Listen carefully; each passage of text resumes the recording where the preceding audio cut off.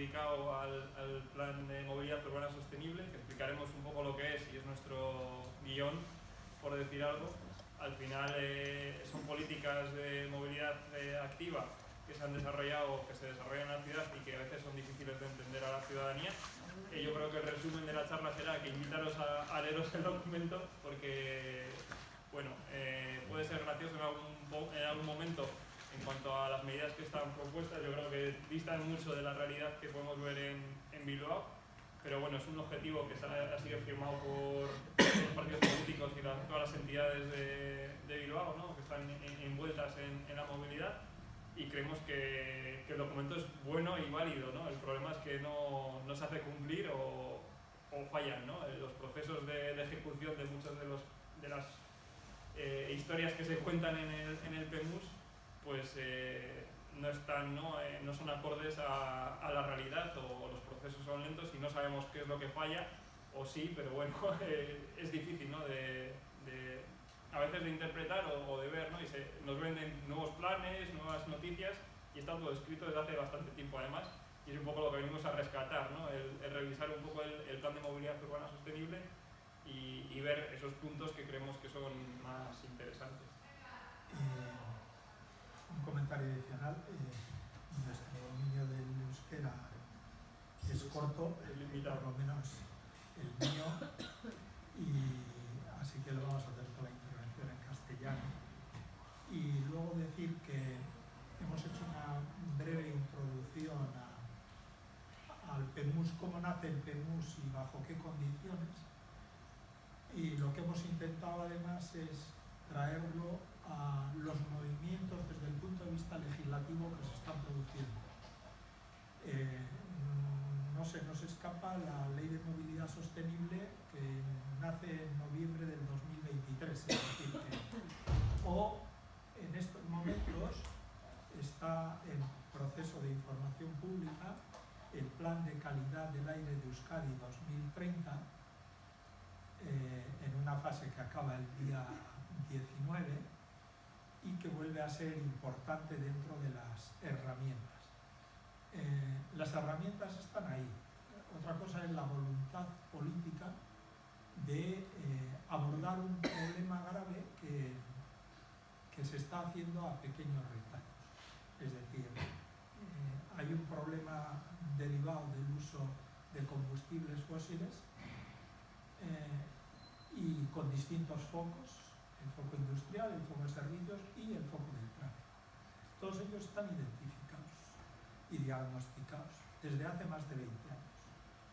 El asunto es que hay algunos sectores que, con independencia de los lobbies y la presión que pueda hacer una petrolera o lo que fuere, pues condicionan el desarrollo o la implementación de las acciones.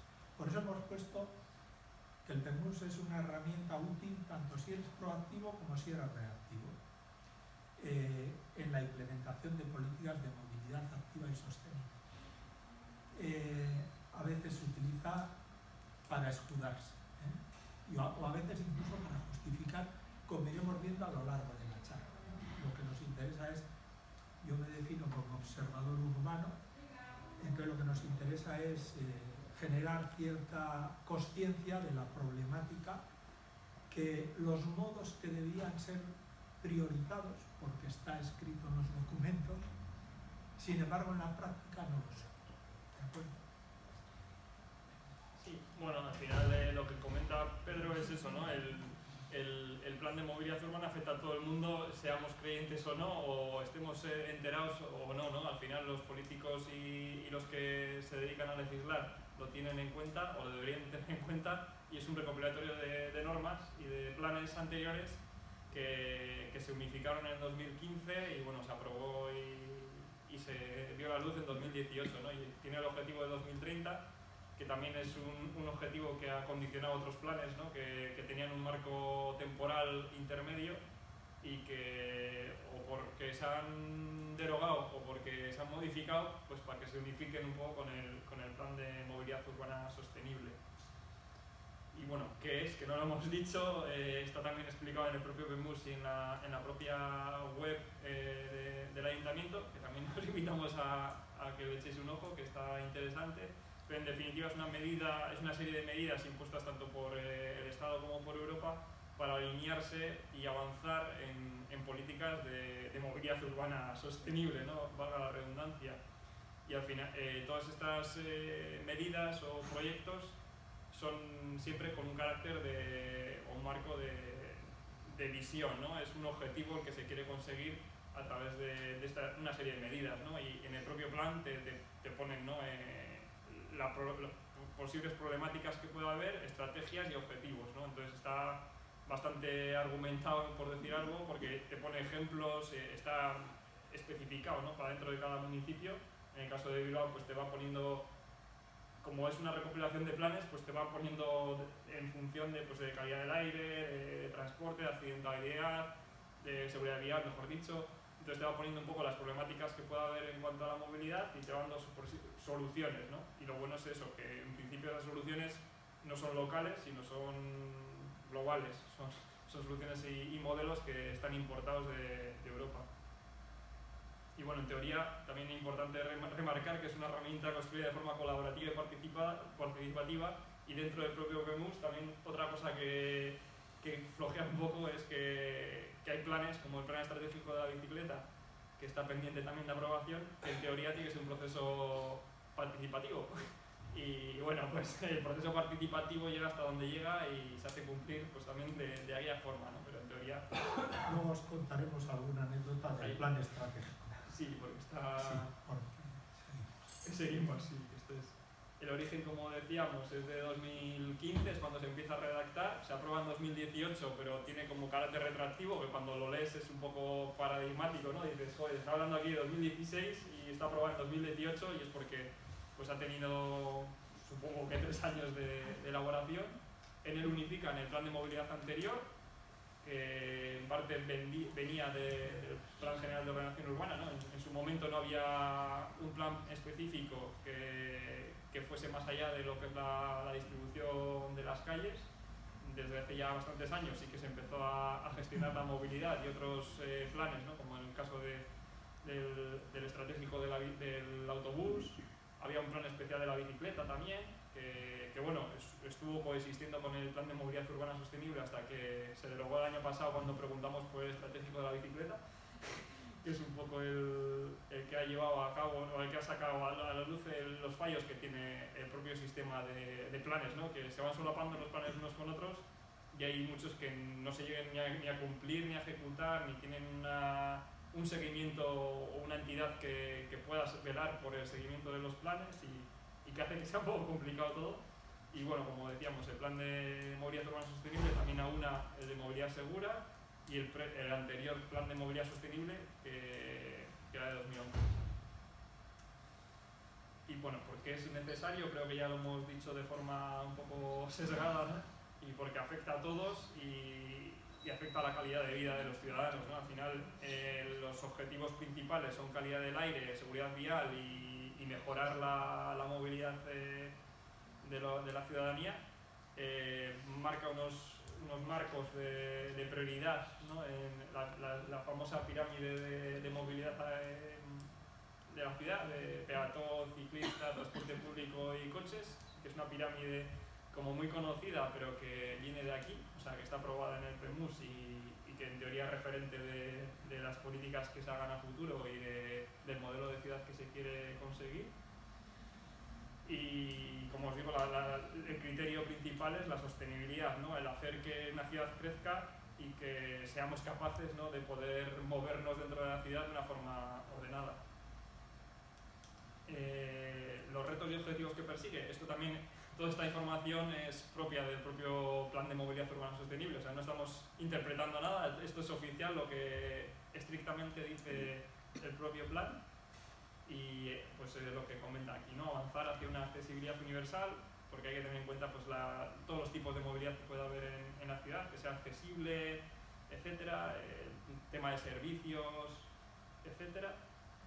Mejorar la protección y la seguridad vial, eso es un tema importante, ¿no? Intentar reducir la siniestralidad y los accidentes. La mejora de calidad del aire, que Pedro está un poco más en ese tema. Luego os haré un pequeño inciso sobre ese acústica también es otro problema, ¿no? de calidad ambiental, gases de efecto invernadero, consumo de energía, pues son parámetros que a lo largo del PEMU se controlan y se fijan ciertos objetivos, y lo principal es impulsar la prioridad de la movilidad no motorizada, ¿no? Por eso es sostenible, ¿no? Porque busca siempre el reducir el tráfico rodado, los coches, etcétera, ¿no? Y en definitiva mejorar la eficiencia y la rentabilidad del transporte público, que luego comentaremos, ¿no? Un poco el coste sociopolítico o social que tiene las diversas movilidades, ¿no? El coste social. Y los objetivos que persigue pues son un poco lo mismo, ¿no? Mejorar la calidad del aire y la movilidad en general. Y aquí ya empezamos con... Sirve también, el PEMU sirve también para justificar que cumplen las normas, aunque luego en la práctica no las cumples. Digo esto porque en el año 2016 el Defensor del Pueblo, no el Ararteko, el Defensor del Pueblo, abre un expediente al Ayuntamiento de Bilbao porque había contaminación. Entonces el Ayuntamiento de Bilbao contesta diciendo que van a abordar el problema con un plan de movilidad urbana sostenible, que entonces estábamos debatiendo en distintas comisiones, distintas organizaciones, con lo que entonces era el área de circulación, porque ahora ya es de movilidad sostenible y estas cosas, pero entonces era de circulación. Y puntualizar también que en aquel momento, cuando se genera el plan de movilidad urbana sostenible en Bilbao, el plan no era obligatorio, ¿no? Era un requisito opcional o era un avance para unificar diferentes planes. Y para optar a ayudas. Y para optar a ayudas, claro, porque era un rango, un marco legal para unificar con otras normativas europeas y que desde Europa puedan decir qué se está haciendo y cuál es vuestro modelo de ciudad, que al final es un copia-pega, porque todos los planes de movilidad, la estructura es la misma, ¿no? En todas las ciudades, y hasta hace poco no era obligatoria. Ahora ya es obligatoria en todos los municipios de más de 50.000 habitantes, están obligados a tener un plan de movilidad urbana sostenible hace 2 años, creo. No, pero ya con la ley de movilidad los de más de 5.000, en Euskadi ya los de más de 5.000. Todo el mundo ya. Ahora todo. Bueno, entonces, por citaros, nosotros le preguntamos al Defensor del Pueblo, ¿me quieres decir qué documentos te envía el Ayuntamiento de Bilbao? Porque estábamos participando en el debate y algo sabíamos. Y el defensor nos dice, mira, tengo un problema de la ley de protección, entonces pregúntaselo al Ayuntamiento. Efectivamente se lo preguntamos, no nos han contestado. ¿De acuerdo? No nos han contestado porque simplemente es que estaban trabajando en él. En el fondo es esto. Entonces, un poco de historia. La historia muy rápida, porque si no es farragoso, si queréis, tomáis nota de la legislación y punto. En 2011, la ley de economía sostenible establecía que las ciudades que querían tener subvenciones tenían que pasar por poner en marcha un PEMUS. Y entonces el Ayuntamiento de Bilbao, alguien empieza a pensar que para pedir ayuda, el Ayuntamiento de Bilbao, de las 3 capitales, es el último que desarrolla un PEMUS. ¿De acuerdo? Seguimos. A nivel autonómico, la ley de esa 4/2019 de sostenibilidad energética ya habla de planes de movilidad para los de más de 5.000, que vuelve a reforzarlo la ley de movilidad sostenible del 23, pero lo hemos puesto porque luego viene otra anécdota más. Y luego habla también de planes de movilidad a los centros de trabajo, que vuelve a repetirlo a la ley de movilidad sostenible del 23. Y que tampoco está cumpliendo. La ley de movilidad al trabajo, en teoría entró en vigor el año pasado o hace 2 años en País Vasco. Ahí está el documento de gobierno vasco y te habla de centros de trabajo, parques tecnológicos de más de 200 trabajadores o centros de trabajo con turnos de más de 100 empleados. Debe tener un plan de movilidad al trabajo que es bastante sencillo. Es más que nada para reflexionar a nivel de empresa cuál es el impacto de que tus trabajadores vengan desde sus casas al trabajo y sumar cuánto es el CO2, cuánta energía consumen y cuál es el medio principal de transporte que utilizan. Entonces, no les obliga a hacer más que una memoria y a raíz de ahí pues fijarse unos objetivos de mejora, etcétera. Pero pero no lo cumple, yo creo que nadie, no me suena de ningún sitio que se cumpla lo que se exija, ¿no? Y la historia reciente, lo que os decía, la Ley de Movilidad Sostenible de Euskadi, el artículo 16 habla de los planes de movilidad urbana, repite lo que decía la Ley de Eficiencia Energética, y los planes de movilidad a los centros de trabajo, ¿de acuerdo? Repite, repite y repite. El único problema es que si la ley no introduce elementos coercitivos, pues habrá ayuntamientos proactivos, como decíamos en el inicio, y habrá ayuntamientos reactivos que intentarán justo hacer para no hacer. Y un par de definiciones para avanzar.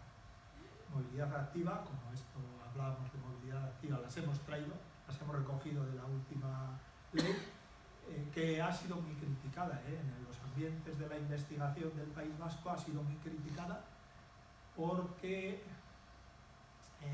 bueno, apunta a intenciones, pero además de intenciones hay que apuntar más cosas, ¿de acuerdo? Para conseguir que algo que sabes que es un problema, pues abordarlo. No digo yo que no se esté haciendo nada, pero bueno, se está haciendo muy lento. Y uno de los objetivos de la ley, priorizar la movilidad activa prestando especial atención a las necesidades de las personas con discapacidad, al transporte público y colectivo o en su caso a la movilidad compartida y colaborativa, optando en cualquier caso por medios que consuman combustibles alternativos. Porque detrás tenemos un problema que es el cambio climático. Pero yo a veces suelo hablar del Bilbao Washing. Hace muchos años en Bilbao había una cosa que se llamaba el Consejo Verde, en el que había organizaciones que participábamos. Forzamos a que el Ayuntamiento de Bilbao firmara la Carta de Aalborg. Estamos hablando del año 98. Sí, el que tenga curiosidad, en el Ayuntamiento documentos de estos hay muchos firmados.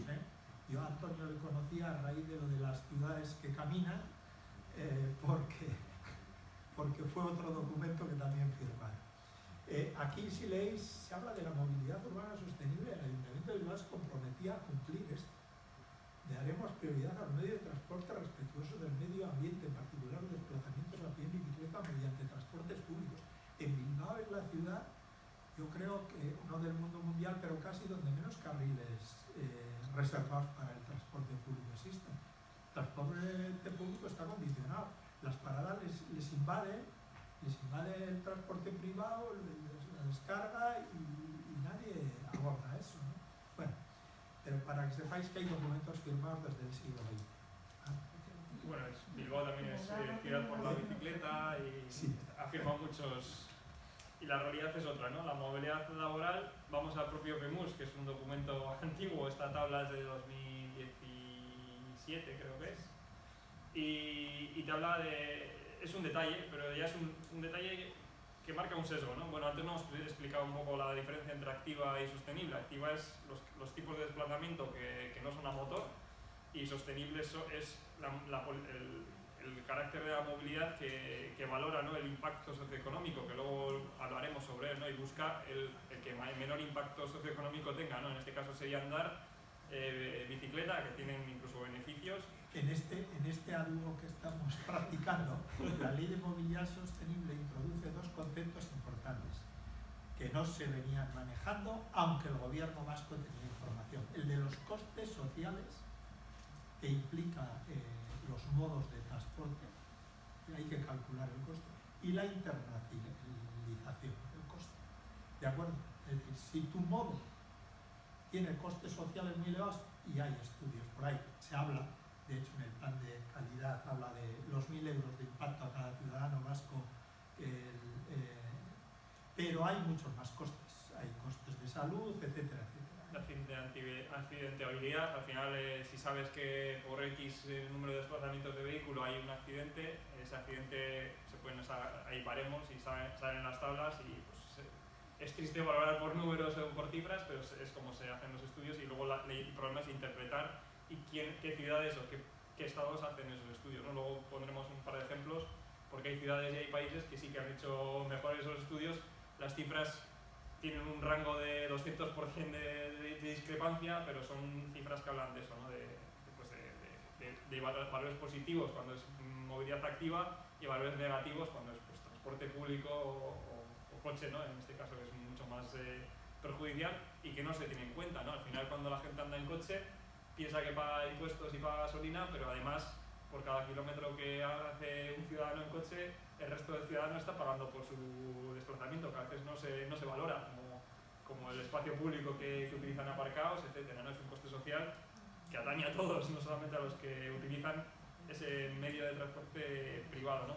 Y hablando de movilidad laboral, esto es también tabla sacada del PEMUS y refleja algo que creo que es importante destacar, ¿no? Es movilidad obligada, se suele llamar, cuando es al centro de trabajo, ¿no? Y vemos aquí cómo aquellos que tienen aparcamiento, como en este caso Ayuntamiento de Bilbao, Policía Municipal, Protección Civil y podría incluir bomberos, etcétera, pues el 80% va al trabajo en coche y casa un poco con el resto, ¿no? Al final en Bilbao la media de desplazamientos en coches es en torno a un 11%, que es un poco la primera tabla de la gráfica. ¿Y qué pasa? Que aquellos que tienen un aparcamiento disponible, pues van en coche, ¿no? El que tiene facilidad para aparcar gratuitamente, pues es una comodidad o un extra que le están ofreciendo, ¿no? Entonces creemos que va un poco en contra de todo el propio PEMUS. Al final, si tenemos que hacer todos esos sacrificios, pues también el propio ayuntamiento, ¿no? Los propios estados oficiales, como se habla de la zona de bajas emisiones, también habría que plantearse, ¿no? Pues si no pueden acceder a alguien en un vehículo antiguo, tampoco en un transporte público antiguo o un policía con un coche que no cumpla las medidas, porque debería ser homogéneo, ¿no? Pero bueno. Y luego aquí ponía eso, que en teoría, pues con la venta de online, etcétera, la necesidad de desplazamientos al trabajo, etcétera, pues se deberían de valorar y modificar, ¿no? Al final, el teletrabajo, pues a raíz de la pandemia sí que se ha impuesto o la flexibilidad laboral es más grande, pero aún así no se traduce, como luego veremos en una gráfica un poco más adelante, los desplazamientos en vehículo han aumentado, ¿no? En los últimos 10 años. Y dices, ¿cómo el coche, pese a todas las mejoras o impulsos que se supone que se tiene que hacer en las estrategias que el propio Plan de Movilidad Urbana Sostenible te dice para mejorar el transporte público, no están funcionando?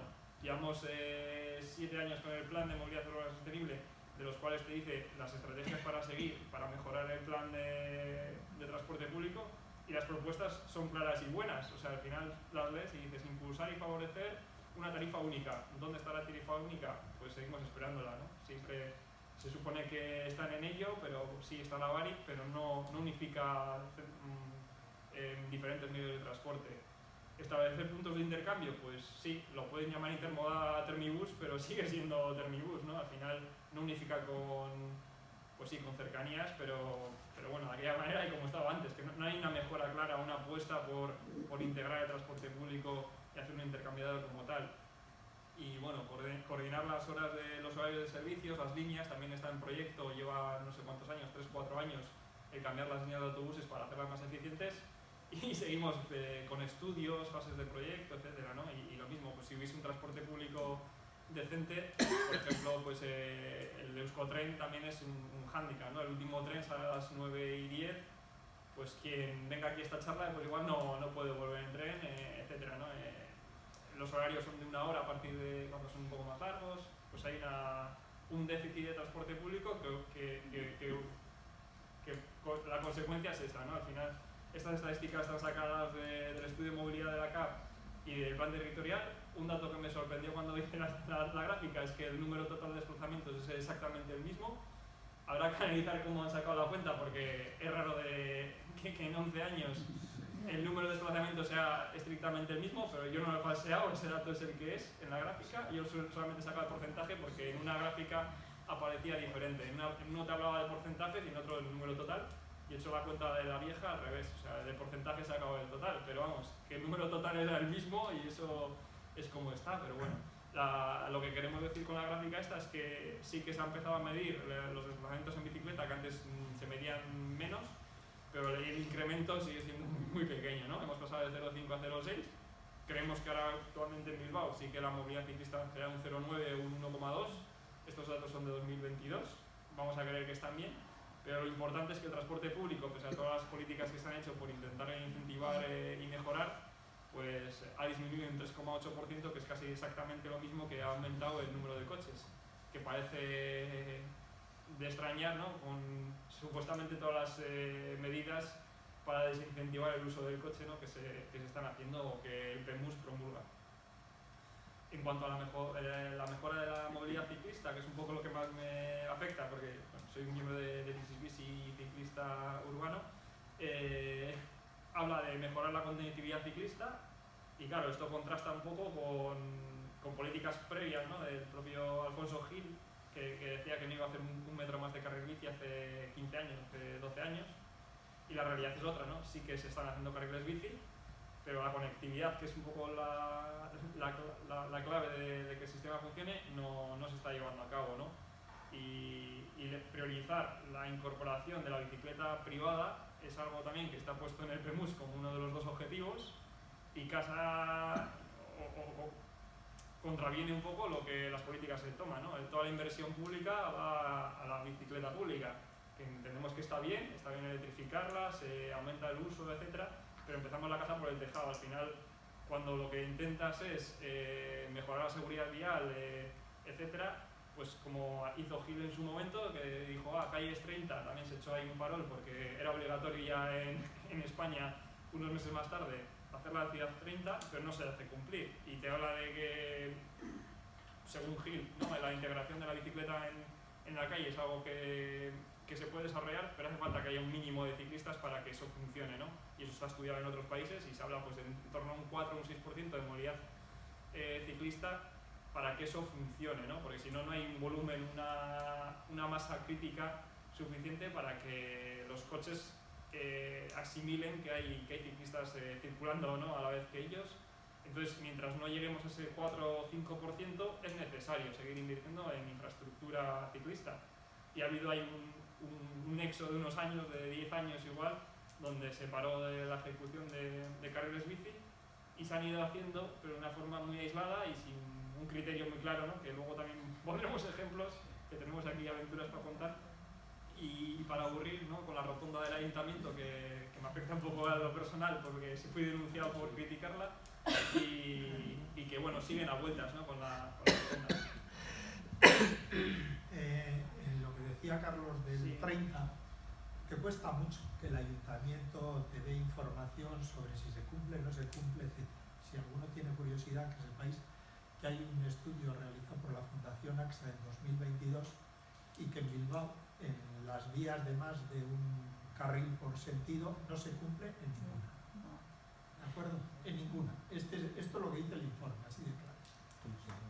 Luego volvemos a los 30 que aparecen por ahí luego en otra diapositiva, pero de aquí sacar importancia de que si hubiese una ambición política de mejorar la movilidad ciclista, durante pandemia tuvimos oportunidad de utilizar herramientas que nos da el urbanismo táctico, donde se podían ver, hay guías alemanas, italianas y francesas, pero la principal es la alemana, donde está desarrollado y catalogado el coste de kilómetro de carril bici en 8.000 euros.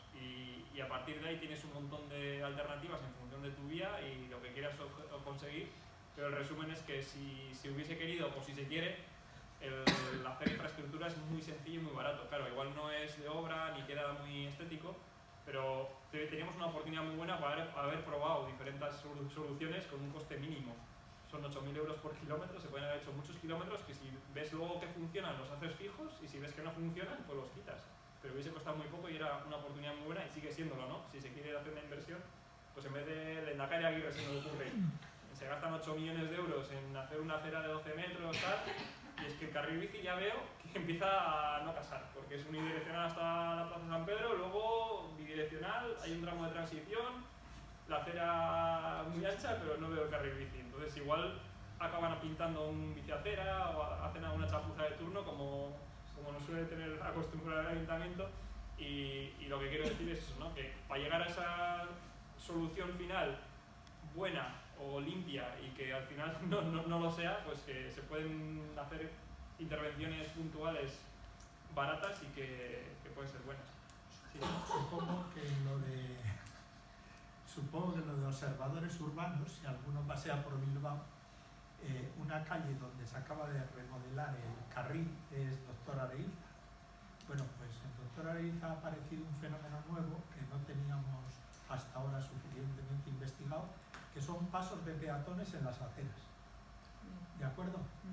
Pasos de peatones no para cruzar calzadas, sino en las aceras, para andar por las aceras. Y limitando el ancho de la acera al cabo, que te lleva al paso de peatones. Entonces, cosas de esas yo creo que es bastante difícil de observar, excepto que tengas un departamento especializado en maquinar cómo no coger y decir, bueno, vamos a quitar un carril al coche, que es lo que toca, que es lo que me dice la normativa. Pues no. ¿De acuerdo? Y en inventar soluciones que deslegitiman a todos, porque ahí pueden, si alguien se pone, puede multar al ciclista por no respetar el paso de peatones, o al revés, el peatón porque está cruzando una vía ciclista por donde no hay paso de peatón. Y cuando se empiezan a borrar las líneas, que no será dentro de mucho, pues ya la interpretación será todavía más estrambulesca, ¿no? Y encima la legitimidad legal de eso es ninguna, porque lo hemos estado además analizando y no se puede hacer lo que han hecho. Entonces, pues está bonito, pero eso nos cuesta, ¿no? el ver, teniendo las herramientas que hay y los medios, ¿no? Que copiar es muy sencillo, no hace falta ir muy lejos y muchas soluciones, pues a veces se complican la vida por no sabemos muy bien qué, ¿no? El hacerlo bien o intentar innovar en algo y pasan cosas curiosas. Esto es también el propio PEMUS, que te habla, ¿no? De estrategias para reducir vehículos privados. Ellos ya lo contemplan como una medida, ¿no? Hay que reducir el vehículo privado y te dice, para ello hay que mejorar la movilidad del transporte público, ¿no? Menor uso del vehículo privado, movilidad laboral. Eso ya te lo dice el propio PEMUS, lo plantea desde 2017. O sea, no es algo que estemos inventando o que creemos que haya que hacer, es que ya te lo dice. Y te dice también eso, que hay que reducir el número de carriles, la sección de rodadura de vías, eso va en lead de reducir la velocidad también, reducir o amoldar las calles a la capacidad de uso. Y aquí ya un poco de propio, te habla de dos transformaciones, que están muy bien, pero te pone como 2 puntos, que no sé por qué en un plan de movilidad te pone detalles, pero bueno, si viene arriba te ponen transformación de Moyúa, que es un... Había actuaciones concretas, calendarizadas y presupuestadas.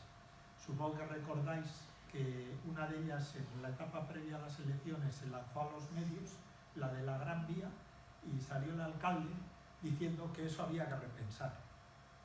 Estaba escrito, estaba calendarizado, estaba presupuestado y está en un documento que tiene que ver con la calidad del aire como medida a realizar también.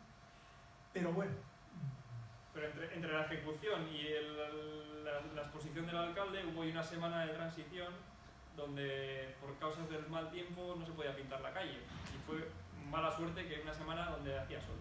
Entonces claro, los medios cuando publican que no se puede pintar porque os han parado las obras porque no hace buen tiempo, pues te sorprendes, pues como con los árboles de Deusto, que porque están enfermos hay que talarlos y casualmente hay que talar todos, ¿no? Los 128.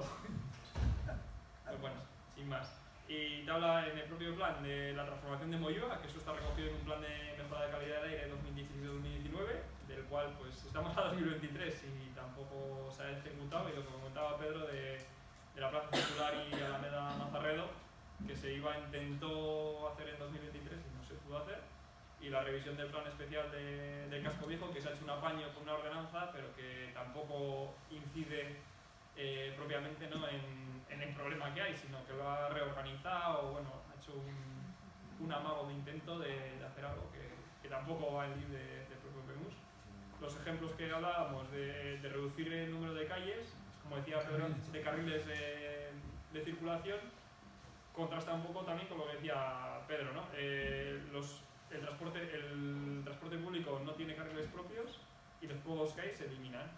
Ejemplo de San Pedro, en Lehendakari Aguirre tenemos un carril bus, había un carril bus, y con la nueva reurbanización sí que un tramo de la calle se va a reducir de 4 a 2 carriles, pero el otro tramo más grande entre San Pedro y Deusto, el puente de Deusto, pues hemos pasado de 5 carriles a 4 y se han reducido un carril, pero es que el carril bus que han quitado, o sea, el carril que han quitado no es de coches, es de autobús, ¿no?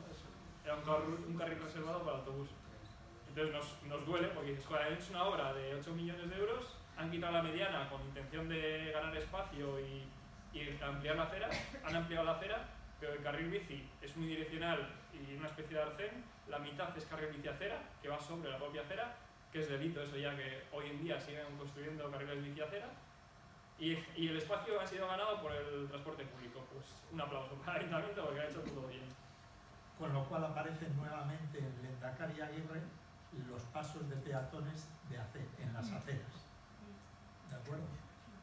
No para cruzar la calzada, sino en la acera para pasar de, no sé, pues vas andando a coger el autobús, por ejemplo.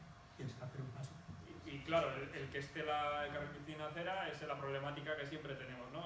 Cuando la lucha está la bici con el coche, que es la que nos gusta, por decir algo, ¿no? El vicio que tenemos que tener es en la calzada. Entonces, cuando nos ponen en la acera, ni a los ciclistas nos gusta ni al peatón tampoco. Entonces, nos han pasado a confrontar los dos modelos de movilidad activa con lo que teníamos que ser, ¿no? Que es, además, cada vez hay más bicis eléctricas, etcétera. Cada vez somos más reconocibles como un automóvil, ¿no? Porque al final los automóviles van a 30, los bicis van a 20, pues tenemos que estar ahí, ¿no? Coexistir en la calzada y siguen en el siglo XXI y en el año 2023 haciendo un carril bici acera, que casi deberían estar prohibidos. Perdón, os leo un párrafo. Sí. Dice, para que los usuarios de la bicicleta puedan utilizar la calzada, la autoridad municipal tiene que conseguir previamente una pacificación real del tráfico. El diseño de la infraestructura ciclista debe tener muy en cuenta la continuidad y longitud de los recorridos. Y ahora una anécdota. En una reunión que tuvimos con el Ararteko por algunas otras cuestiones, el Ararteko suele utilizar también la bicicleta. Y cuando viene a Bilbao, a veces no es que se pierda, pero dice, ¿os habéis dado cuenta que no hay señalética para la bicicleta? Y es verdad. Se intentó hacer una señalética para peatones, hay mucha señalética para autos, pero como seas extranjero en Bilbao, no tienes ni una referencia de por dónde va el carril bici, a dónde va, etc. Aparte de otras muchas cosas que podríamos hacer. Bueno, pues esto es de la Federación Española de Municipios y Provincias, de las que el Ayuntamiento de Bilbao forma parte, y ha dirigido la comisión de la Comisión de Movilidad. Seguimos. Sí, y con los carriles bicis que comentabas también hay una falta, ¿no? De una guía a nivel País Vasco sí que hay una guía de referencia de infraestructura ciclista que podía ser modelo para Bilbao, se podía ahondar más, Bilbao podía ser pionera y copiar o fusilar alguna guía buena como la de Oslo, que encima es pública, es Open Office, se puede copiar y podía coger los modelos de buenas prácticas que ya existen y hacer un documento propio, porque no costaría demasiado de hacer y se gastan en otras cosas, ¿no? Y tener ese modelo de referencia de qué carriles bici queremos hacer, para que no pase que dependiendo de la calle y la solución técnica, pues acabemos con una bici acera, un carril bici unidireccional o la rotonda del ayuntamiento, que luego volveremos a ella porque ahora resulta que lo quieren volver a intervenir, ¿no? Entonces esa situación es como redundante y encima es un mal que el ayuntamiento a veces achaca al Estado, decir no, es que la DGT no tiene esa guía de buenas prácticas que en su momento se comprometió, y sí que hay un borrador en el que igual estamos también trabajando en él, ¿no? de intentar intervenir, y es un modelo que nos explota un poco la cabeza porque no se ha querido el gobierno meter y legalizar ningún carril. Entonces ha cogido todas las tipologías de carriles bici que hay y las ha puesto dentro de la guía. Entonces dice, carriles bici, esta es toda la ristra que hay. Hay bici acera, bicipista, toda la cantidad de carriles bici que hay, las ha puesto, y los rangos de anchuras también, ¿no? Ha metido desde unos rangos infumables mínimos estrictos, luego te dice que hay muchas casuísticas que pueden ser incluso más estrechos, y en vez de hablar de mínimos, se habla incluso de máximos, que también eso ha sido rectificado en el del gobierno vasco, para que no te pongan limitaciones por ancho, porque al final en algún momento pueden superarse, incluso el objetivo debería ser mayor, ¿no? Cada vez las guías europeas te hablan de anchos de carril bici más ancho, y bueno, por supuesto de Bilbao ninguno libra, ¿no? Los más decentes que pueda haber en Bilbao son los mínimos estrictos que la mayoría de normativa europea exige, ¿no? Entonces hay que mirar siempre a lo grande y fuera. Bueno, que me enrollo mucho, una de las acciones era la de peatonalización de Moyúa y tampoco, o sea, había un plan de movilidad de mejora de calidad del aire con la cual se iba a intervenir Moyúa y Gran Vía, y bueno, pues seguimos esperando a la supermanzana de Moyúa que se ejecute. Lo que comentaba Pedro de la Gran Vía, que se iba a semi-peatonalizar o dar continuidad al tramo que está ya en Diputación y Moyúa, también pues se iba a hacer y no se ha hecho, pero todo esto está recogido en el PEMUS. Y luego en estrategia de mejora de calidad de seguridad vial, que habla de trabajar siempre desde la visión cero accidentes, ¿no? Y esto lo remarco porque justo hace unos meses nos hemos enterado de que el Ayuntamiento quiere, iba a decir recalificar, rehacer la rotonda del Ayuntamiento, ¿no? Y cuando le hemos pedido cuál es el motivo, si es que realmente ha habido siniestralidad, porque no hemos tenido reporte de ningún accidente grave, ha habido 2 o 3 accidentes en los 4 años que lleva o 3 años que lleva activa la rotonda, y nos han dicho que esto en petit comité, desde off the record, desde el área de movilidad nos dicen que sí, pero es que claro, ellos se plantean en un modelo 880, que luego os comento un poco de qué van las historias, y no lo ven, que un niño menor de 8 años o mayor de 80 pueda circular por el carril bici actual.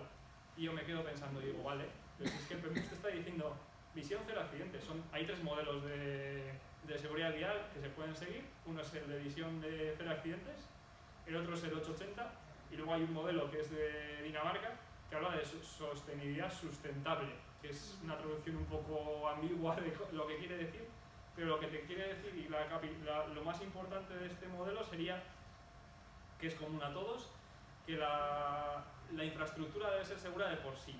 Si una infraestructura es insegura para el que la está utilizando, algo está mal. Entonces, si te planteas que la seguridad tiene que ser intrínseca a la infraestructura, te tienes que olvidar también de la propia señalización o la posible interpretación de esa propia vía, ¿no? Entonces, tienes que hacer la reflexión de cómo se ha ejecutado ese carril bici para que no tenga puntos negros. Entonces, en vez de ir a buscar el modelo de Bilbao, es el de visión cero accidentes, que es un modelo causa-error, por decir algo.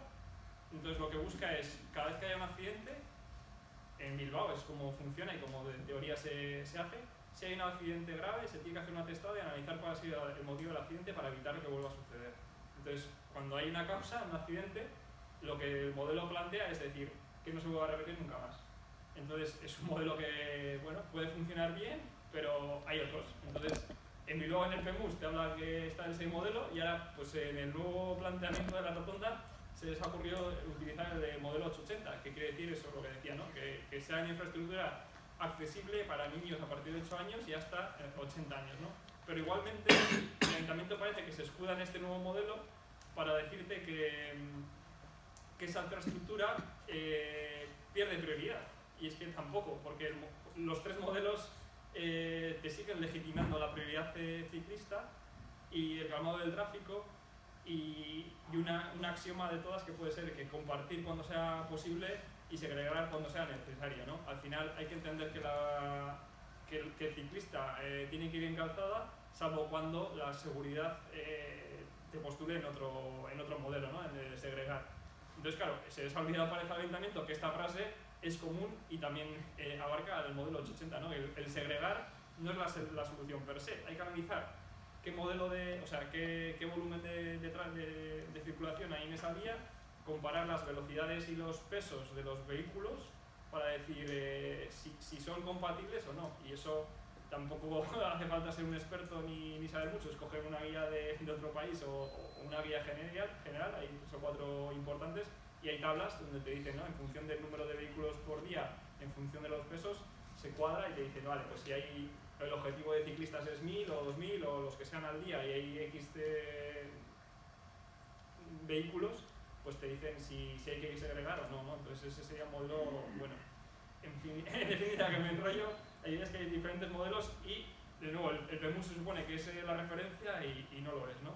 En el caso de la rotonda del Ayuntamiento, pues tuvo una intervención hace 3 o 4 años, de la cual Visis nos quejamos, ¿no? De que generaba puntos negros porque habían hecho una copia de un modelo que se llama holandés de rotonda, que aquí no lo es. O sea, es un carril bici perimetral que nada tiene que ver con una rotonda holandesa, como la quisieron llamar. y ya les escribimos pidiendo mejoras en cuanto a la seguridad, ¿no? Y eso incluía una serie de medidas que no las he puesto aquí, pero hay un documento propio que es muy extenso, pero en definitiva es que tuviesen los resguardos esos que están puestos en verde clarito para que los coches no puedan ir tangencialmente a las bicicletas, porque claro, en este modelo parece que el problema es que el coche no te ve por el retrovisor, ¿no? Te dice, no, es que queda en el punto ciego, pero es que si está hecha bien la rotonda, un coche no tiene que buscar la bicicleta en el retrovisor, porque la bicicleta está delante tuya. Entonces, el coche tiene que ver de frente, no puede ser que no lo he visto por el retrovisor, porque ya vas tarde, ¿no? Entonces, la intersección tiene que ser como a 90 grados, y bueno, pues una serie de medidas que les planteamos al ayuntamiento, algunas han tomado en consideración, como la de las señalizaciones verticales que no había, la semaforización en ámbar que no estaba, pero bueno, las isletas parece que ya es obra y afecta a ejecución y no encaja, y bueno, otras medidas que están planteadas que siguen pendientes, ¿no? Y se les ha ocurrido plantear este modelo, que es un carril bidireccional en un tramo y unidireccional en otro. Esto también es off the record porque es en fase de proyecto y no sabemos si se va a ejecutar o no, pero de un vistazo bastante rápido se vuelve a ver que la infraestructura no es fácilmente entendible, porque tú quieres ir a la derecha y ya no te circulas con un coche, tienes que circular como un peatón, o sea, tienes que pensar que cruzas como un paso de cebra. Hay un tramo que es unidireccional, otro que es bidireccional, se generan 3 cruces internos dentro del carril bici, un carril bici de 2,5 metros, para que os hagáis una idea. Si quieres girar, tienes que hacer un giro de 90 o de 180 grados en 2 metros, es inviable, y de los 5 puntos negros que habría o que hay ahora, pues se siguen manteniendo 2, entonces tampoco es una mejora muy grande, ¿no? Y lo más grave de todo y redundante es que se genera conflicto peatón-ciclista, porque hay 2 pasos de cebra que son comunes y donde el ciclista va a tener que cruzar el paso de cebra a la vez que cruza la calle. Entonces habrá un malestar futuro si se llega a ejecutar este carril. Y bueno, el resumen de esto es que hay muchos modelos, como os decía antes, hay guías, está el Chrome, hay un modelo holandés, hay un montón de material en internet, y que quizá la solución de la rotonda del ayuntamiento sea quitar la rotonda, que sea un cruce. Si está semaforizada, igual no necesita ser una rotonda. Pero bueno, que hay muchas soluciones, el problema es saber qué objetivo se tiene y qué es lo que se quiere conseguir, ¿no? Que a veces falla. Se busca más el medio que el fin, ¿no? Habría que buscar qué es lo que se quiere conseguir, qué modelos hay y utilizar la mejor solución. Y respecto esto es una tabla de gastos, porque es un aspecto que se olvida, ¿no? A veces vía presupuestos participativos se consiguen presupuestos para infraestructura ciclista. En Bilbao estamos hablando de 500.000 euros vía presupuestos participativos que vamos intentando consiguiendo año a año vía Bici, etc.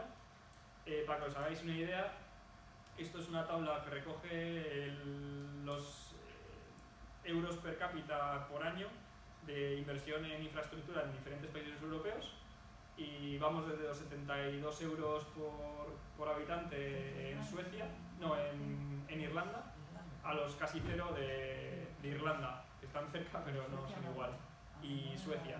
Entonces, en Suecia es porque se optó por pasar de la movilidad activa y no tenerla en consideración, y en la República de Irlanda pues se ha dedicado un 20% del presupuesto total de infraestructura, de transportes a movilidad sostenible, 10% movilidad peatonal y 10% movilidad ciclista. Y este es un modelo que también está respaldado por la ECF, la European Cycling Federation, que postula eso, ¿no? Que al menos un 10% de la movilidad del presupuesto de transporte debería de estar dedicado a movilidad sostenible.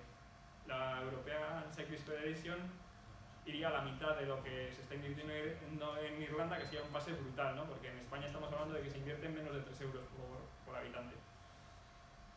Y esto es otra tabla que he sacado de FEDER de dónde van los fondos europeos, y casualmente, o también si se mira, en España sí que hay recursos para la bicicleta y sí que se invierte bastante en comparación con otros países, pero no se hace en movilidad activa o en movilidad en la ciudad.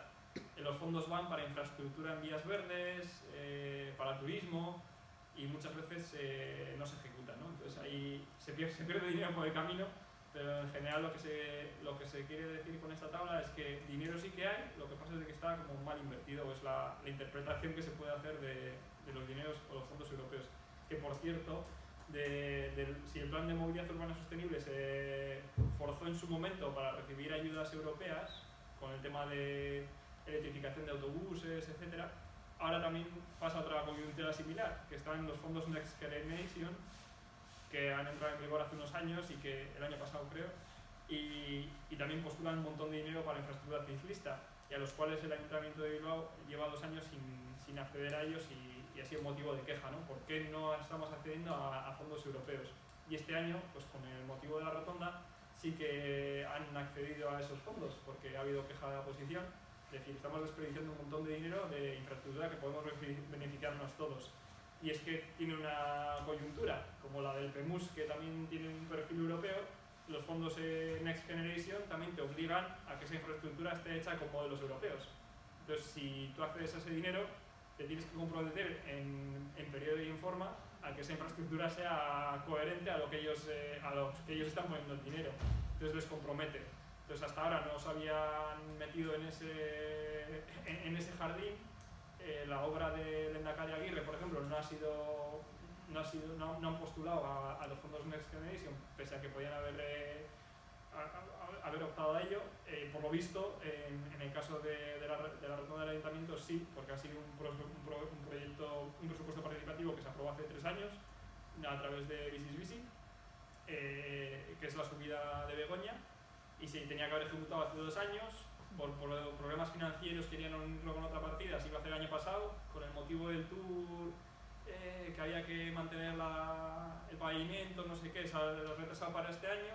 Y bueno, de año a año se ha ido engrosando el volumen de presupuesto de 500.000 a 1,5 millones, ahora anda por 2,5 millones, y como sobra la pasta, pues ahora han decidido que con ese dinero también se intervenga otra vez la rotonda del Ayuntamiento. Entonces se va aumentando la historia, y al final la película es que una obra o una infraestructura que podemos decir muy barata, estamos hablando de 8.000 euros el kilómetro, y nuestro requerimiento es mejorar la seguridad vial y la infraestructura ciclista. Vamos a acabar una obra de 2,5 millones, de las cuales van a intervenir de nuevo la rotonda, que igual no hace falta hacer una intervención como tal, o es mucho más pequeña. Y eso es otro plan, otro proyecto, ya es el tercer proyecto que se va a hacer con la rotonda, y un gasto y unos tiempos que se dilatan en el tiempo creemos que para nada, ¿no? Esto es lo que decía de los fondos europeos, y aquí hablo otra vez de esta inversión, ¿no? Si Europa pone dinero en infraestructura es porque tiene un retorno, ¿no? Generalmente no se hacen inversiones muy grandes si no están pensadas que tengan un beneficio social. Y en este caso, en Copenhague, tanto en Copenhague como en Holanda, se ha estimado que los beneficios de pedalear o de moverse a pie, pueden suponer entre un 3 y un 5% del Producto Interior Bruto, ¿no? Entonces te hablan del retorno de la inversión, y te están hablando de que a 5 años vista el retorno es del 100% en infraestructura ciclista, y si se mira en periodos de vida de un carril bici a 10 o 15 años, pues el retorno es hasta 5 veces la inversión, ¿no? Y esto va o viene a cuenta, bueno, en la gráfica aquí se ve un poco el coste, ¿no? Por cada euro que te cuesta a ti conducir, la sociedad está pagando 9,2 euros, para que os hagáis una idea. Por cada euro que a ti te cuesta el autobús, aparte de lo que la administración pague por ese transporte, cuesta a la sociedad 1,5 euros, y en contrapartida, por cada euro que tú te gastas en desplazarte en bicicleta, bueno, este es un estudio de Canadá que la cifra es más light, tienes un retorno de 8 céntimos y de andar 1 céntimo. Los estudios hechos en Europa son más optimistas, o no, porque el coste del coche no lo pone tan mal como el de Canadá, pero sí que te está hablando de un reporte de un beneficio social de moverte en bicicleta de 0,68 céntimos por kilómetro realizado en bicicleta, y de 1,4 euros por kilómetro andando. Y al final esto se resume, o la consecuencia es porque al moverte estás estás activando el cuerpo, es una mejora de calidad de salud, entonces el impacto en la sanidad pública es más pequeño, ¿no? Y por contra, los costes de la sociedad por ir en automoción, pues es lo que decía un poco al principio de todo, la siniestralidad, que es un factor, y las muertes, que en tráfico son un impacto grande, y la contaminación, ¿no? Al final, consecuencia de la contaminación ambiental, en Bilbao mueren 1.000 personas al año, o más de 1.000 personas al año, entonces es un coste social muy grande. Y bueno, en el autobús lo mismo, porque al final también contamina. En cuanto al control de accidentalidad, si realmente los accidentes tienen un coste social, habría que ver, ¿no? ¿Qué se está haciendo para mejorar la seguridad vial? Y aquí tenemos, o creo, ¿no?, que sería clave el controlar aquello que nos atañe, ¿no? Si estábamos hablando antes de los límites 30 y del grado de cumplimiento, también podemos hablar de los accidentes, ¿no? Y si solo de los 1.300 controles que ha habido, 19 han sido positivos, un 1,4%, contrasta con el 70% de los accidentes que hay estaban bajo influencia de alcohol y drogas. Entonces dice, o los que van drogados son la mayoría, o son el nicho que tienen accidentes, ¿no? Igual había que hacer más controles de alcohol y drogas, porque no son suficientemente eficaces cuando son los principales causantes de la siniestralidad. Y conforme a la velocidad pasa lo mismo. Tenemos estudios de Bilbao que te habla de que el 44% de los conductores no respetan los límites. Si son vías principales, la cifra aumenta, a más del 70% de los conductores no respetan, y sin embargo, la Policía Municipal este año ha denunciado a la mitad del año pasado. El año pasado se denunciaron 18.000 vehículos, este año solamente 9.000. Y esto representa el 0,22% de los infractores han sido sancionados. Entonces te dicen, pues de los 4,2 millones, si 44 son 1,8 millones, de 1,8 millones solamente han sido sancionados 9.000. Pues igual no están haciendo las cosas bien, o no interesa, ¿no? El sancionar a 1 millón, que sería una burrada, y la gente diría, esto es tan sencillo como empezar a hacer funcionar los radares que no están cumpliendo. Encima a nivel estadístico sí que recogerían datos, pero esos datos no son accesibles. Encima, por las noches los apagan, encima muchos no están funcionando las 24 horas, y la realidad es que cada vez los coches se van sintiendo más cómodos ante la inacción de la policía, ¿no? Si no se sanciona, pues cuando se implantaron sí que hubo un bajón importante de la velocidad media, pero ahora se vuelve a recuperar. Pues al final, si nadie hace nada, la gente hace lo que le viene en gana. Y aquí ya sí, calidad del aire. Una puntualización. Os he citado antes el estudio de AXA, porque al final tenemos que recurrir a estudios independientes, porque cuando el estudio es de parte, pues a veces se afina mucho.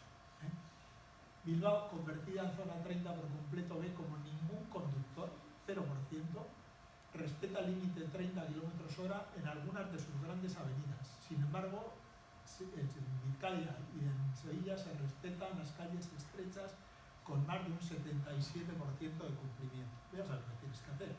Yo te digo, tú pones un sensor en el puente Euskalduna, por ejemplo.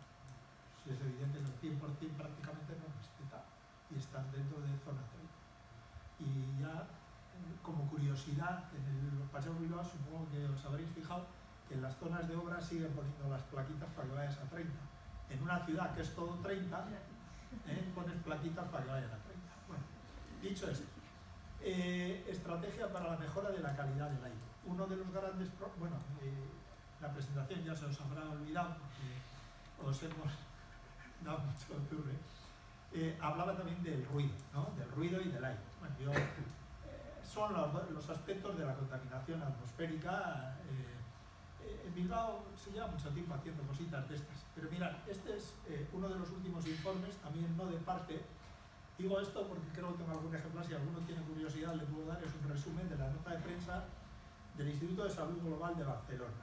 Ahí, si os metéis, os podéis, cuando ha citado Carlos el número de personas que mueren, muertes atribuibles al NO2, a las partículas, a la falta de zonas verdes, etc., está ahí. Este es un instituto de investigación reconocido a nivel europeo por la calidad de la investigación. Antonio os podría hablar de ellos.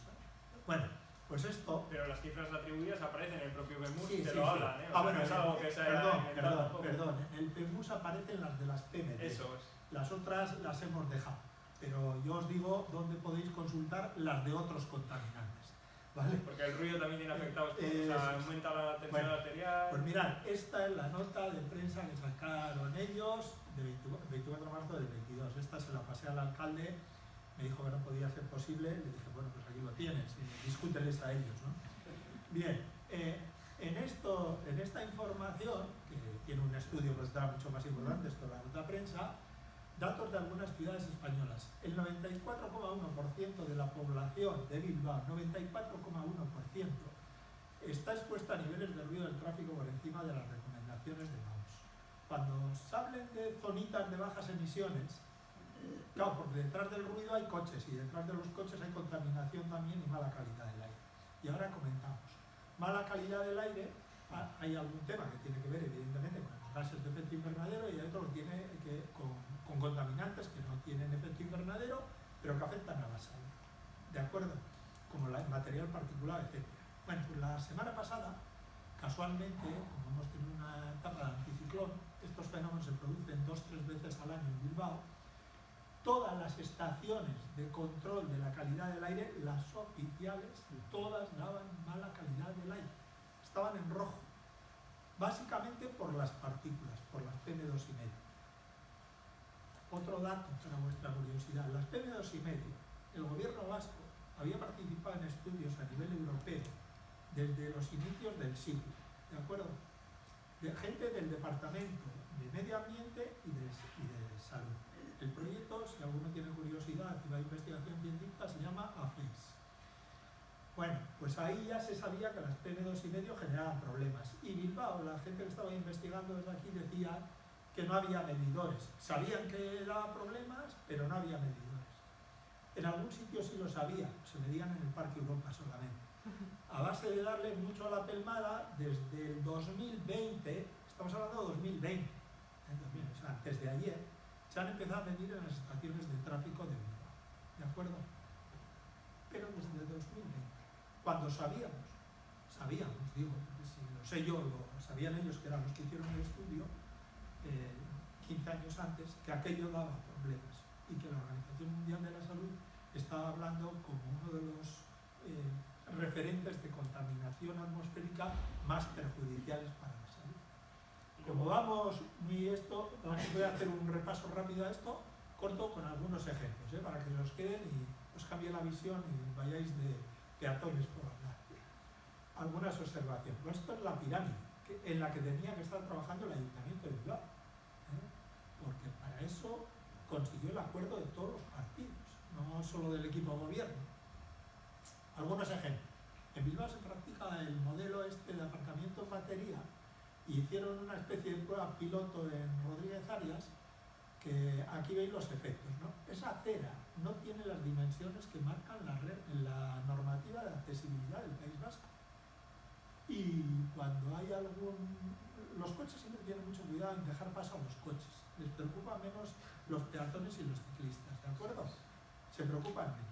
Entonces, bueno, este es un ejemplo que ni con los armadillos, a este elemento de urbanismo se le llama armadillo, ni con armadillos lo consigues.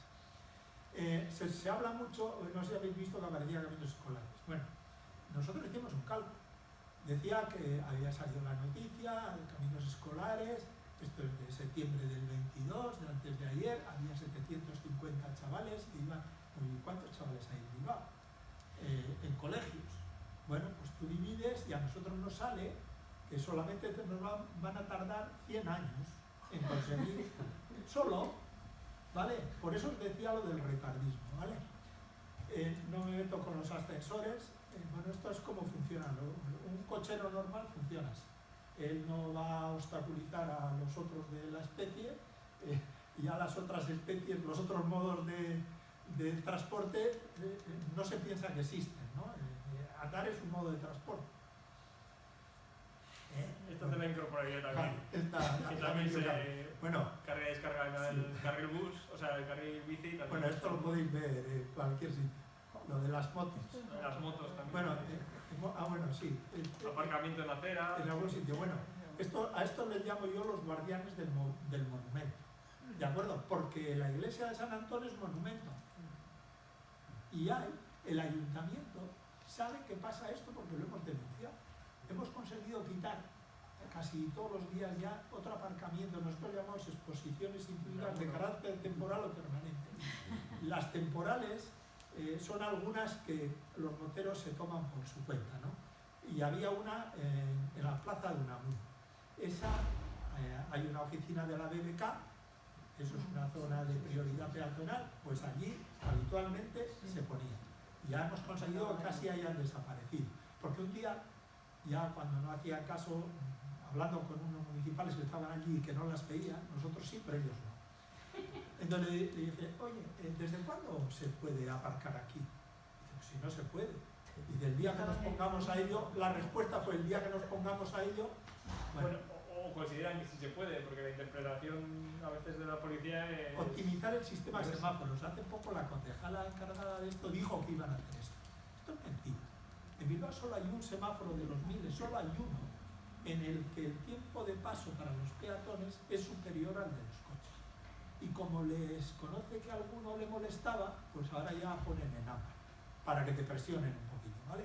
Es el de la calle Ercilla en Plaza Medina.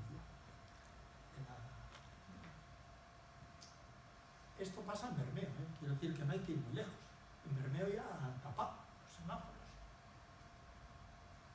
Esto, algunos nos tienen comido porque lo hemos escrito y reescrito, porque no sé si sabéis que en esta coexistencia del modo ciclista y el modo peatonal, los ciclistas en Bilbao tienen que guardar las fases semafóricas de los peatones. ¿De acuerdo? Eso pasa en Ercilla, subes Ercilla y da igual que vayas andando en bicicleta porque vas a tardar lo mismo. Tienes que ir de semáforo en semáforo o te saltas semáforos o... Bueno, pues aquí hay un tiempo de paso. Si vienes de Deusto hacia Bilbao Centro, el tiempo de paso es 20 segundos. La gente que no está ducha en el conocimiento de esto y no se lanza rápido, sino que va a paso normal, o gente que tiene alguna dificultad al andar, no. Nosotros le llamamos a esto los pasodobles. Hay más en Bilbao, en Tabarú hay otro, en Deusto hay también. Te dejan en la mitad de la isleta. Necesitas 2 minutos prácticamente para cruzar.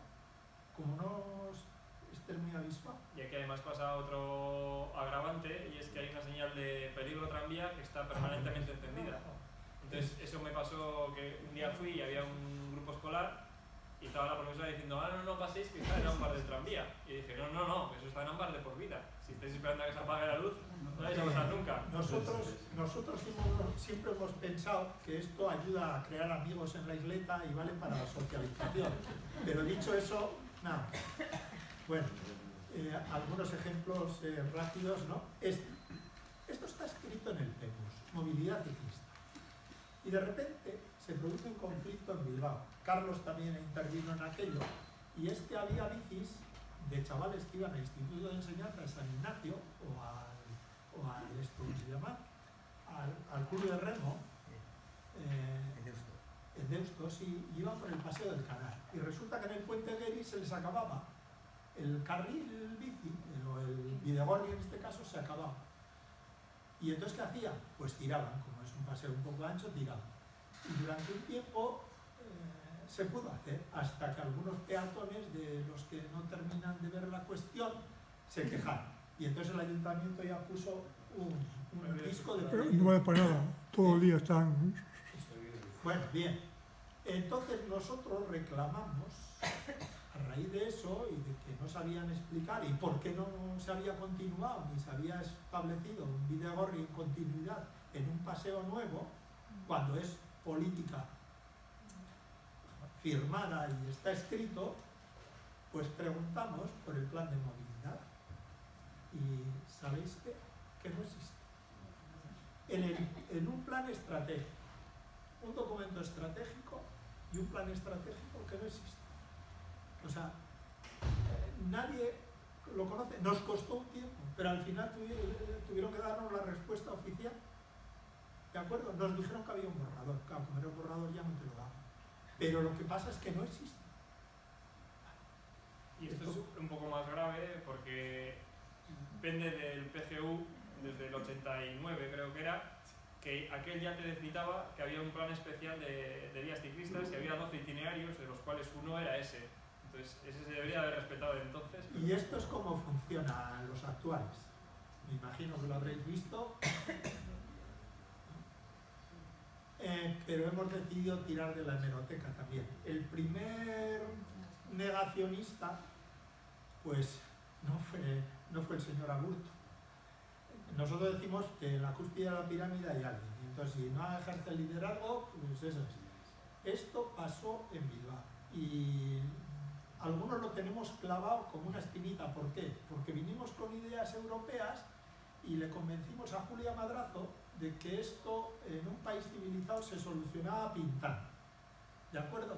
Y entonces pintó en Sabino Arana un carril bici. Y el señor Azcuna lo eliminó porque los coches aparcaban en él. En vez de sancionar a los coches que aparcaban en el carril bici, eliminó el carril bici. Y ya hemos tardado en recuperarlo cerca de 18 años, ¿no? 15, 16 años. Y esto está escrito en la memoria municipal. He querido traer para que veáis las peleas, el tiempo que duran, ¿no? Y ahora esta otra, que también quería traerla aquí, porque ahora como estamos en discusión y preparando alegaciones para la zona de bajas emisiones y tal, pues, bueno, y en el plan de calidad del aire de Euskadi, mirad, esto es de un documento que luego lo enseño, ¿no? He querido esconderlo para enseñarlo al final.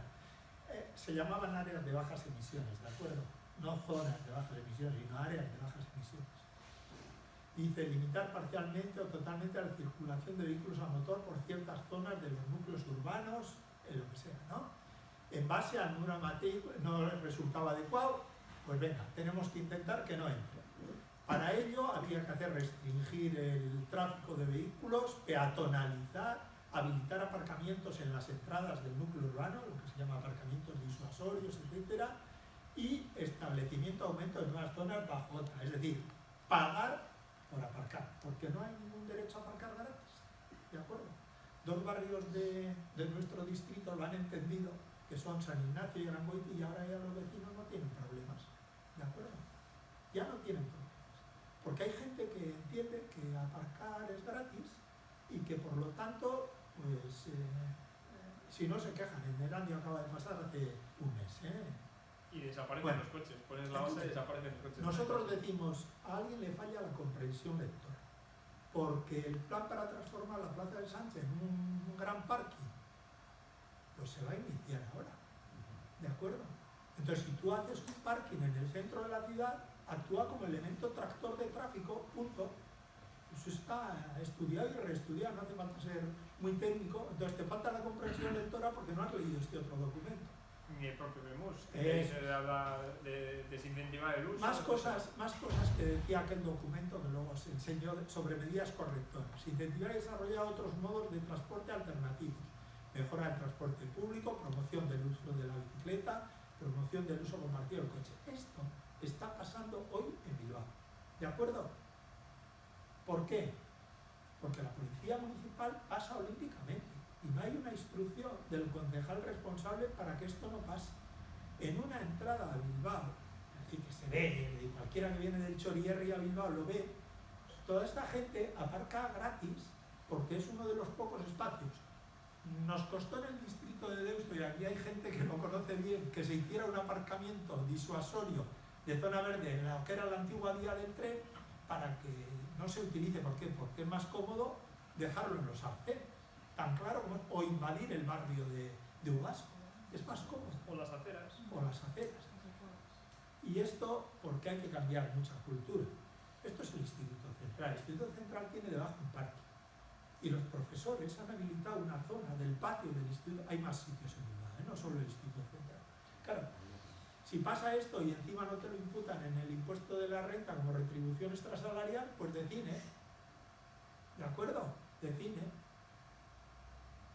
Entonces hay que cambiar mucho, pero o nos ponemos a ello Bueno, hace poco en Deusto se ha eliminado una zona verde para que puedan aparcar los policías municipales. Esos son los planes al trabajo, así de claro. Y en la parte superior se eliminó otra para que aparcaran las chanchas. O sea, los coches particulares, ya no te estoy hablando los de servicio. ¿Vale? Estos son los planes de movilidad al centro de trabajo. Y así se consigue que Bueno, el 85%. pues estos señores estaban en el plan de acción de calidad del aire en la comarca del Bajo Nervión del año 2007, en las medidas correctoras. Han pasado 17 años. Y aquí seguimos, ¿de acuerdo? Y aquí seguimos. Y, bueno, no la he puesto. El artículo les llama la atención. Pero aquí seguimos porque esto, y ahora aquí ya un añadido del aire, lo de las zonas de bajas emisiones es una obligación que marca la ley de cambio climático a nivel estatal para todos los municipios. Pero no dice solo de más de 50.000, y de los de más de 20.000 sí tienen mala calidad del aire. ¿Y qué es tener mala calidad del aire? Que una estación oficial en una zona donde se mide y que define el gobierno autónomo de mala calidad. Entonces, en Bilbao, 2016 y 2017, hay una estación que es la del edificio Salud de María de Daro, que mira por dónde da que un contaminante, que es el NO2, ha pasado los límites legales. Entonces, tú tienes que hacer un plan de mejora de la calidad del aire para el Bajo Nervión, como se estaban haciendo. ¿Qué hace nuestro gobierno y nuestro ayuntamiento? Pues hacen un plan de mejora de calidad del aire para Bilbao y empiezan a actuar en el entorno de esa estación, que la ley dice otra cosa. Que la ley dice otra cosa. Tú tienes que hacer lo que estabas haciendo antes. Si vosotros vais a este documento, veréis las medidas para distintos ayuntamientos del Bajo Nervión. Y en el Bajo Nervión tenemos bastantes ayuntamientos por encima de 20.000 habitantes que tenían que estar trabajando zonas de bajas emisiones. Primero, no porque lo dijera este documento, que lo decía, le llamaba áreas, sino porque de acuerdo con la nueva legislación también debería ser. Siempre que definas que allí había contaminación. Y la ley, en principio, mientras que no la cambies, es clara en ese sentido. ¿De acuerdo? Aquí pasa también un poco como con la movilidad ciclista, que en su momento no se medía. Entonces, hasta hace 8 años no se medían los desplazamientos en bicicleta. Había que hacer un estudio propio, unos días concretos, para poder sacar el modelo de, las estadísticas de desplazamiento, etc., ¿no? Entonces se puso un tótem en Bilbao, que es público, y ahora creo que hay 13 medidores por la ciudad, de los cuales los datos oficiales los tendrá el ayuntamiento, pero no son públicos ni son fácilmente accesibles, ¿no? Y con la calidad del aire pasa un poco parecido. Hay 4 medidores en Bilbao, pero que afecten al tráfico, pues 1,5. Pero hay 2, y supongo que habréis visto cuál ha sido la estrategia, ¿no? A mí, de todas formas, si la aplican en el resto de Bilbao, me parece decir. Supongo que habéis visto lo que se ha hecho, ¿no? Atonizar en la calle. Bueno, vamos a ver. Es que somos muy así. Bueno, primero, esa calle, vamos a ver, la primera estación de calidad de esa zona estaba en la Plaza Indauchu. Esa estación, la de la Plaza Indauchu, también disparaba, ¿de acuerdo? Por encima de los límites legales. ¿Qué pasa? Eso aparece en los documentos. Si alguno tiene curiosidad, yo le cuento toda la historia. Pues que el gobierno vasco decide cerrarla, porque como era una estación que daba contaminación elevada por tráfico, era una estación de tráfico, pero bueno, que la solución la cerramos. Lo mismo que en su día se cerró el Orrieta o Zorro, ahora andamos con esa movida. Entonces, ¿qué hacemos? Bueno, pues vamos a ver si lo ponemos en María Díaz y Edificio Salud, que se estaban midiendo cosas, lo que pasa que no era público. Lo que estaba allí midiéndose no era público. Me tomé la molestia de preguntar a los de Copérnicus a nivel europeo a ver qué me contaran, y eso es que no estaba. ¿Vale? Bien, dicho eso, se pone en marcha esa estación de María Díaz de Haro, y en 2015 los datos no fueron suficientes. Las mediciones que se hicieron, por lo tanto, dio que se disparaba el NO2 y nada.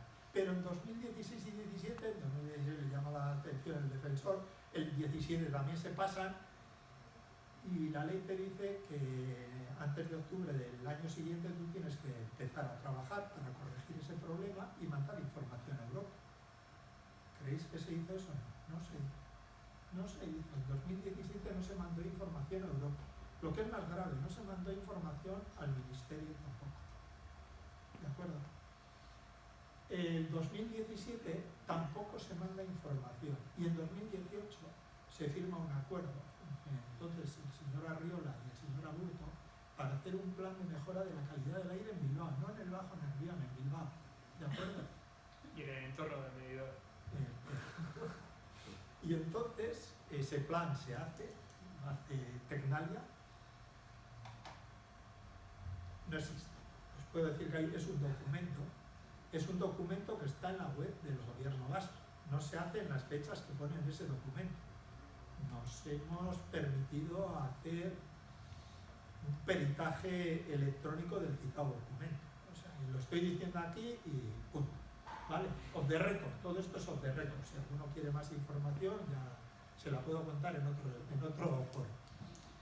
Y bueno, pues curiosamente, si vais a los informes anuales que hace el Ministerio de Transición Ecológica en estos momentos, vais viendo la evolución, porque como están obligados a informarle, vais viendo lo que va diciendo. Entonces va diciendo de repente, que hay un acuerdo, que hay un informe técnico, que hay un informe técnico, y ya llega un año en que remite al link que está en la página web del gobierno vasco. En 2022 creo que es la primera vez que te remite el link. Personalmente estaba siguiendo el asunto porque me preocupaba mucho. Periódicamente les preguntaba y nadie me daba información. Bueno, yo como soy un ciudadano a pie, pues tampoco estás obligado a darme, pero bueno, por educación, pero no. Entonces al final ya se cuelga un papelillo allí y en ese papelillo aparecen una serie de acciones. Y en esas acciones aparecen algunas de ellas, como lo de la Plaza Moyúa, etcétera, y una actuación en la cercanía de la estación en cuestión. En esa calle, a los que andáis por Bilbao, no sé si sabíais que ya se había hecho una actuación antes, a partir del 2008, entre Alameda Urquijo y Simón Bolívar. Se había metido en el medio una especie de mediana, con unos maceteros, una mediana para evitar que hubiera 3 líneas de tráfico, porque luego ya, pero claro, desde Simón Bolívar hacia arriba eran 3 otra vez. Y entonces, claro, se disparaba, no se hacía para nada. ¿Y qué se ha hecho ahora? Pues hemos ajardinado la calle, hemos dejado un carril, hemos mantenido las formas, porque para que te sigan validando la estación tienes que guardar unos requisitos, y ya está, hemos puesto un carril y todo lo demás lo hemos ajardinado en María Díaz de Ara. Y digo, si esta es la solución para que baje el contaminante, oye, aplíquese en el resto de Bilbao, si es decir, ¿no? Encima, en la propia memoria del dicho informe te decía que no era la solución porque trasladaba, ¿no?, la contaminación a la calle de al lado. Claro, porque si no claro, los coches van a seguir pasando. Si darán una vuelta más a la manzana o no. Hemos pasado a tener a Alameda Urquijo como la calle más contaminada de Bilbao, que es lo que aparece a veces en las prensa. Hurtado-Mézaga también, pero si se midiera, vamos. Entonces, en el informe te decía que el mar no era una solución permeable, porque al final el trasladar la contaminación o el foco de contaminación a la calle de al lado, que encima era un colegio, era un entorno escolar, y el propio informe, o sea, la propia memoria te lo ponía como mal, ¿no?